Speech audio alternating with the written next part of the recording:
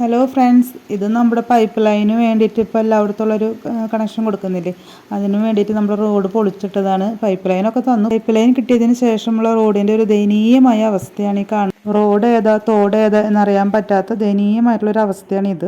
കാലത്ത് പെയ്ത മഴയിൽ ഇവിടെയൊക്കെ വെള്ളം പൊന്തിയിട്ടുണ്ടായിരുന്നു. ഇപ്പോൾ വൈകുന്നേരം ആയപ്പോൾ വെള്ളമൊക്കെ താന്ന് ഇപ്പോൾ റോഡൊക്കെ കാണാവുന്ന രീതിയിലും പാടമൊക്കെ തെളിഞ്ഞ് വന്നിട്ടുണ്ട്.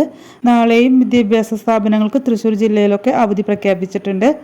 2018 വെള്ളപ്പൊക്കത്തിൻ്റെ സമയത്ത് ഈ മതിലിൻ്റെ അത്രയും ഹൈറ്റിലൊക്കെ വെള്ളം പൊന്തിയിട്ടുണ്ടായിരുന്നു. നിങ്ങളെല്ലാവരും സുഖമായിട്ട് സേഫായിട്ട് ഇരിക്കുന്നു എന്ന് കരുതുന്നു. ഇത്രയേ ഉള്ളൂ നമ്മുടെ വീഡിയോ. ഇഷ്ടപ്പെട്ടെങ്കിൽ ലൈക്ക് ചെയ്യുക, കമൻറ്റ് ചെയ്യുക, ഷെയർ ചെയ്യുക, സബ്സ്ക്രൈബ് ചെയ്യുക. ബൈ.